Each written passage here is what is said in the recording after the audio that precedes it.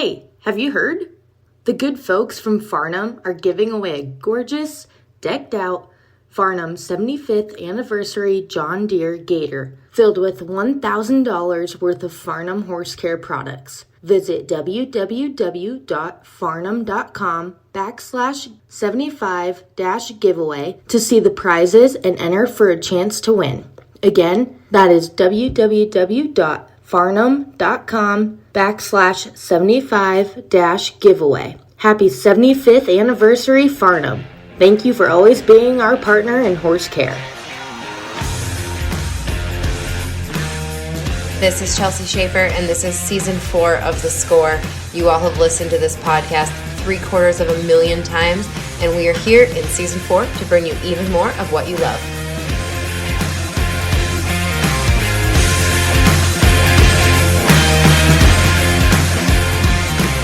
Hey guys, it is Caitlin Gustav with another episode of The Short Score. And today on this episode, you're going to hear a special interview with the American Rope Horse Futurity World Champs, the Heading and Heeling Champions, Tate Kirchenschlager and Joseph Harrison. Chelsea Schaefer was down there, my boss, and the host of the Score podcast. She was down in Fort Worth, Texas, and got to watch all of the phenomenal, young, upcoming team roping horses go in Fort Worth, Texas at the John Justin Arena. And we got to see another Kirchenschlager win a heading title. This time it's Tate. Tate was riding Born in the Boondocs, and he roped 4 steers with an aggregate score of 915.69, which paid $23,000 on October 22nd, 2021. Kirchenschlager's Born in the Boondocs is a 5-year-old gelding, and they also won second in round 2, which gave them another $3,000, bringing their total earnings to $26,000. This marks the first win at the Futurity for Tate and his second time competing. His cousin Dakota won it in 2020 aboard X My Itch. So that was super cool. It's awesome to see that. And you're going to listen. Joseph was adamant that he and Tate were on the podcast together, not in separate interviews, because Joseph was so happy for Tate and this accomplishment. So that is super awesome. And obviously, Joseph Harrison, he won. And shocker on Relentless Remuda's WND Affair, which is a 5-year-old Whizkey N Diamonds gelding, owned by Trevor Brazil and Miles Baker. They call that sorrel horse Rico. Joseph and Rico, they scored a record-smashing 931.65 points on 4 head, including a practically unbelievable 238.8 in the short round to seal the deal. They took home $26,000, and they were also second in round 3 with 232.36. worth $4,000, and fourth in round 1 with a 229.82, which added another $2,000. So big weekend for those guys. So exciting. I hope you guys were watching the live feed. I know I was trying to go in and out watching it because it's phenomenal. It is cool to see what these guys can do with these horses, and you know, it's just fun watching head and heel horses. I hope you guys enjoy this episode, and I hope you guys enjoy listening to Tate and Joseph talk about their awesome day in Fort Worth, Texas.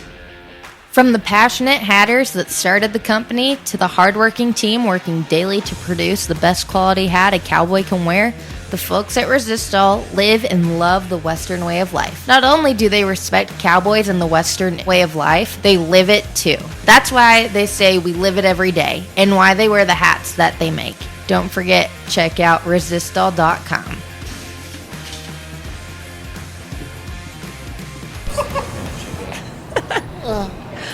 Well, Joseph, could you tell me why you wanted to do this with Tate?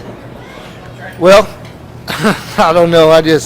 Tater and I have been friends for a pretty good long while, and this is Tate's first time to win it, and he did an amazing job. He showed the wheels off his horse every time, and I just think it's cool to get to do this with our fellow comrades, and I like it. I like it too. Tate, It is your first time winning it. You've been here. Have you been here since the start? Helping. I showed last year. It was the first year I showed. Just last year and this year. So both of the horses you guys rode have really unique, kind of cool stories. Yours was your wife's horse. Tell me the history on that one. My in-laws raised him. We showed him here last year as a 4-year-old. Right after that, me and my wife bought him. So, yeah, pretty much it's my wife's horse. Yeah. Yeah. Was he a cow horse originally? What's his? Lund broke him. Miss Lori tried to cow horse him. He wasn't quite good enough to do the cow horse, and then they sent him to us. We started heading on him, and then we bought him from them. But Brad broke him and did all that, and then we started roping on him. What was his 4-year-old year here like? What did he do? Oh, he was green. It was rough. He was green. I mean, he didn't do bad. I can't think we caught the first one. I don't know. One of us missed the second one. It just like any other 4-year-old. They were green. Joseph, were you watching his horse go at all? Did you get to see his short round run? Yes, ma'am, I did. I went back in there to watch the last 3, and I helped some callbacks a little earlier, but I didn't have any in the top 4 or 5, and I went back in there to watch. I knew that he had won it before Shay ever healed the steer. Just the way it all set up, and Tate had made a really nice run, and TB was kind of behind the 8 ball on that steer a little bit, and I was just pretty sure that Tate had won it already. Tate, tell me about that run, and tell me about the way the horse was all day today. What were his runs like, or yesterday? I guess all day yesterday. First run, steer was good. Just nice steer, good start. Just run up there. He didn't really just get in the ground and get it on his left leg. Just kind of out the front. He was good. I think 225. I think we were 6th. The second steer was perfect, just right down the middle. I could see it coming, set it up. I think he might have won second the second round.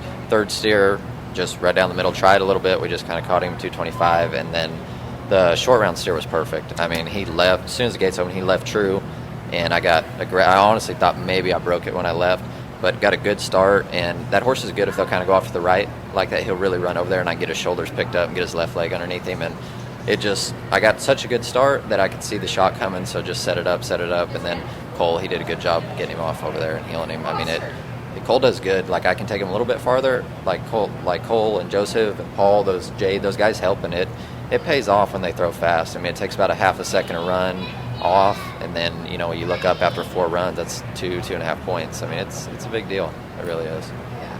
And I know Cole said that that horse is worked like a seasoned rodeo horse, so it was like the kind of runs you guys have been making all year, that he just was so easy to heel behind. Did he feel like everything was easy, I guess? That was his best run out of all 4. The other 3 runs, he felt good, but that felt just like he did at the house. The other 3, I mean, kind of like the house, kind of like a little bit of greenness still. But if I can get him set up right, he'll shape him up like a older type horse should, or I guess. But with that steer being good, and I knew exactly where he was headed off over there, and Cole just left him alone, I could set it up to, if I can get him set up, he can handle him right. Was he home all summer? And while you were rodeoing? Yeah, we turned him out, I guess, right after Oklahoma City show, so 1st of June. We just jerked the shoes off and turned him out, and then when we got home from Salinas, I guess 3-4 weeks ago, we got him up and started exercising him. We've been roping on him the last 3 weeks. So, but he got roped on quite a bit as 4-year-old year, and I mean, his main deal is just getting him tired. If he's tired, he'll work. Joseph, your horse was not put up all summer. Your horse was in the program all summer, and not your program. Tell us that horse came from Alan Chappell's sale, then he went to Rancho Rio. I mean, I don't know if you even know the horse's whole history, do you? Can you give us your version of it? Man, I know a bunch of it, and like you said, he went through some, sure enough, really good operations, and I'm pretty sure that, as far to my knowledge, everybody that's had a hand on him has been a pretty good hand. The horse has been in good hands every time he was in hands, and that's a big plus. To boot, he's a really nice horse, and a good horse makes easier, but he hasn't been in my program. Trevor Brazil, Miles Baker, the Relentless Remuda, them guys do a great job. I mean, no big shocker when you get on there and it comes up on your Facebook news feed that man, they got them horses dialed in. And I had a couple of horses come up lame that I was going to ride here a couple weeks ago. And I called TB, told him I needed some mounts, told me to come ride through them and pick them. So it's what I did. He's one of the ones I picked. I mean, he's one of the best ones that I've ever shown in my whole show career. I mean, he's a really, really nice horse. So how much did you ride him before this? Or how natural was the fit then? I rode him maybe 3 times. And I wasn't even going to ride him the 3rd time. And TB was kind of insistent. He said, hey, man, go ahead and run a couple. So we've been riding him. He's in shape. It's fine. So we rode him some, and Miles and I kind of talked about a game plan about best way to ride him. And honestly, I threw too fast on him in the first 2 rounds. I didn't get him set up perfect, but like I said, he's a good horse, so he showed himself off. But kind of started I placed on him in the first round anyway, and I don't think I placed on him in the 2nd round, but I placed on him again in the 3rd round, I'm pretty sure. The last 2 runs I made on him was by far the best 2 runs. And it's because I got him set up just a tick better, and he and I kind of got together a little bit. So a lot of times you're sitting there waiting on the scores at the end of the run and wondering what them guys are going to do with it. I didn't have to wonder. There was no wondering. I knew that I was the winner immediately. That's a great feeling. I mean, it really is. One of them when you feel one of them horses like that do what they can do under you.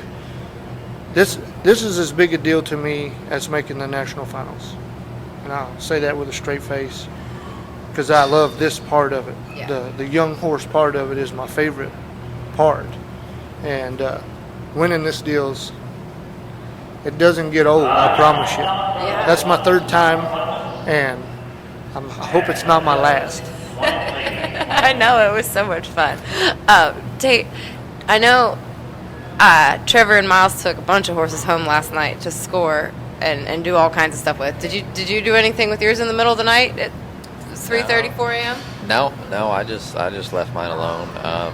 I was confident if I had him tired, it'd work. So, we've been loping and riding, and we just turned him loose last night, and then I think maybe around 11 today, we went and saddled him. A couple boys loped him for a little bit, washed him, put him up. We did that a couple times, and then I think we saddled him up around 3 or 4 o'clock, and then just kind of tied him up and just keeping him tired. Now, I didn't want to.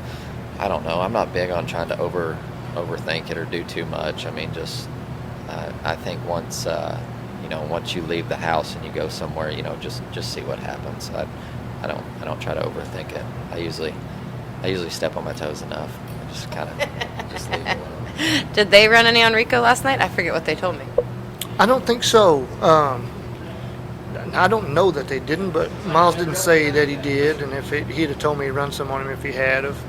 Miles, he's schooled him up for me a couple days in a row before. I went and rode him Monday, and then Miles rode him and Dagger both for me the 2 days after that, Tuesday, Wednesday, and man, it's so handy, that like having a team, you know what I mean, the guys that you don't go to him and say, hey, man, I need you to do this and this and that. Even the hand that they are, he comes to you and says, hey, boss, how you want this? What do you want me to do to it? You know what I mean? Mm-hmm. And that's a big plus, man. Everybody's humble, you know what I mean? Like, you get guys that are cocky and arrogant and believe in themselves a little too much to the point where they can't be helped or be of any, So I like guys that have their hat in their hand when they're done. And I'll be the first to tell you that I had nothing to do with the training on that horse. All I did was pilot and catch the legs. That's it. Them guys trained him. All I did was show him. I think your piloting was pretty substantial, though. It was moderately good. Yeah, I mean, I saw their 3rd run, and it honestly looked. I remember their 3rd run. I think the steer was just kind of medium left lead, and Chad went at him second round at Caldwell. Like, I mean, he run over there, Clint stepped to the left, tight on the horns, steer head out, one jump. I mean, when he made that run, it was like, I was like, that might have just won the round. Like, that was the only run I saw the horse make. But in the third round, I mean, they went at that steer like they had to be 5-2 to win the rodeo, and they mucked it out of it. I mean, Chad went at him, Joseph went at him, and it was nice. Yeah. That makes a big difference. I've rode with Chad for 3 regular seasons now. He's an awesome partner. He's an awesome guy. He's a great dude. But I can feed off of him because if he's ginning, he's got stuff rolling. I know where he's going. I know where the cow's going. Same thing. Cole, even though Tate's riding a young horse, they've roped together enough, and them young horses, but he knows where Tate's going with them, so he can get up there and plan on that steer doing something and hit the ball off the tee. Where, you know, I mean, if you're moving the tee around, tee-ball will be a little harder.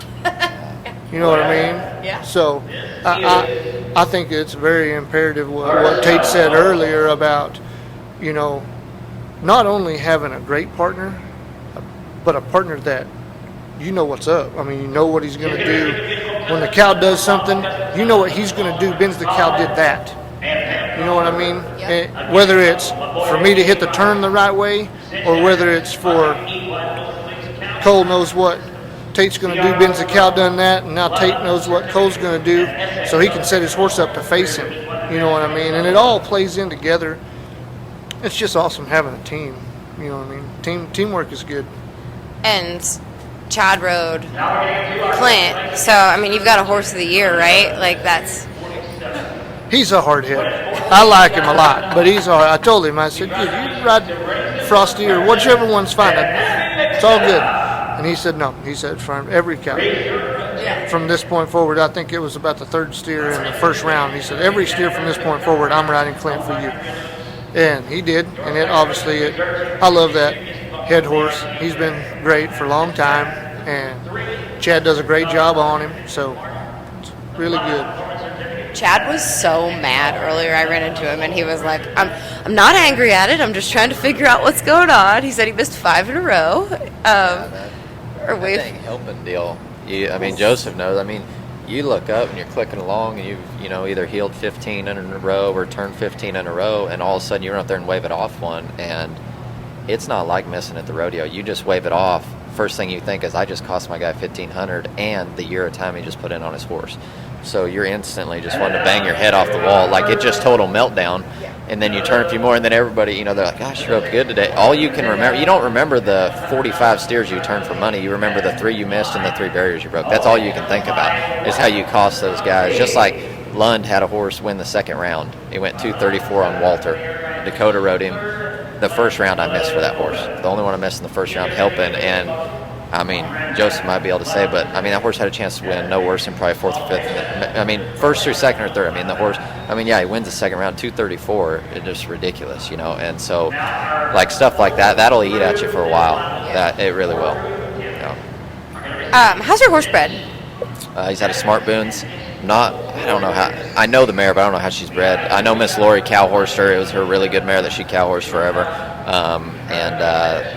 They raised it, and then Brad broke it and everything. I mean, when I got it, which all of his horses, just get on and go rope, and it was very broke. Which it helps the way they break them, for the simple fact of getting that horse to come down. Like, Brad's really showed me a lot of stuff and helped. That horse. How to use your legs and do stuff, walk him in the box, and just, Brad's really helped with that. And that horse had all those buttons to begin with, so all I had to do is learn how to use them and then just go to roping on him. So that was a huge help. Am I going to ask you a question you don't know the answer to? You always know the pedigrees. Do you know WND Affairs pedigree? Man, I think I did until you asked. I really do. I think he's by Whizkey N Diamonds. For some reason, I think he's by Whizkey N Diamonds. Because WND, Whizkey N Diamonds. I really do think he's by Whizkey N Diamonds. Have you done well on any of those before? I'll be honest with you. I don't think I've ever rode one. He might be the first one that I've ever rode. That horse is he's got a really nice size. I like a big horse to heel on. Some guys don't. Some guys like a small horse to heel on. I like a big horse with some stride to it. I want it quick-footed, but I want one with some stride to it that I can match. You know what I mean? Some of them little horses, they get their stride so tight that you can't match them with your swing, so their timing can't be as good as your timing. And I like horses with some stride, and he's got a great stride. He's not a long horse, but he's a big framey horse, so he moves just a hair blocky, and it feels amazing to me. That horse fits me good. If I had to, he's good in the box every time. I mean, I feel like if I had to run the first steer that I run this year at the National Finals Rodeo on him, I would be fine. I really do. I mean, I think it would be no problem. I remember you saying that about Dual Patron too. Yeah, really cool horse. Yeah, absolutely. Box, it's nuts. I mean, his horses are better in the box at the dang competitions than 90% of people's horses at the house. I mean, it's what they do with them. I don't know. I would like to know, like how they can get them to stand there like that. You should get a subscription to roping.com. Honestly, like Cole and I have talked about it. Like I would pay Trevor for. It would be worth to get some lessons on that part of it. Like their program is. It's unbeatable. I mean, it really is. It's nuts. We have full practice sessions on roping.com. We do. No, I know, that's funny. I did not mean we did not need to make this about Trevor. Everything gets made about Trevor, guys. We don't have to do that. Here's the deal. Somebody else said that to me the other day, and the way they said it wasn't the way you said it. You said it meaning sarcastically. Yeah, the way they said it, they were being snotty. Mm-hmm. And not only is TB great, and he's one of my friends. I truly do love the guy. He's a great dude. He'd do anything for you. The reason that it gets made a lot about Trevor a lot of the time and Miles, because they got a kicking ass program. I mean, a surefire program. They're both great at what they do, and then they combine it. You know what I'm saying? So, yeah.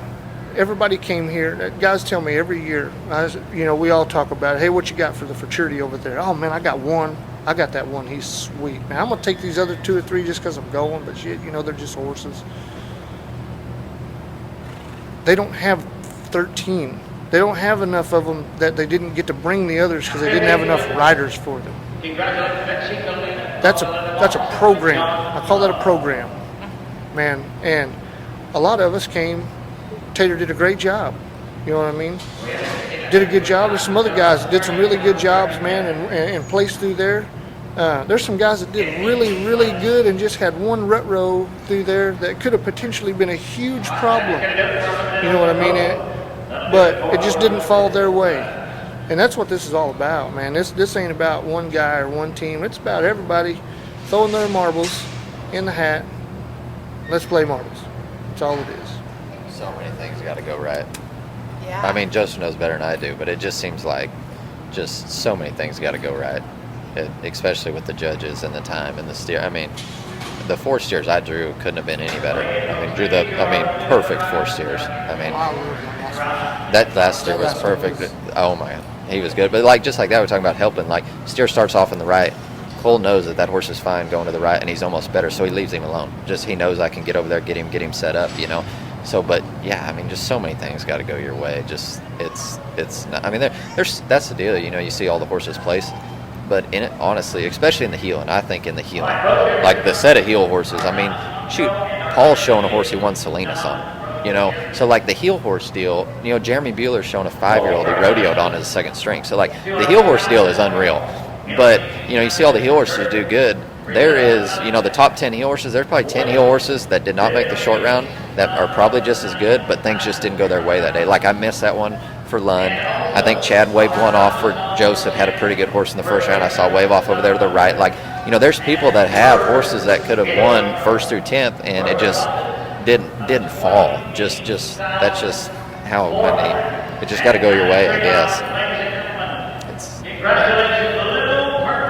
Well, guys, I'm so happy for you. It was awesome. Super fun. It was such a fun short round, right? Okay. I will let you guys. We are by ourselves in the in an empty arena right now, so I'll let you guys go. Thank you very much. Thank you, guys.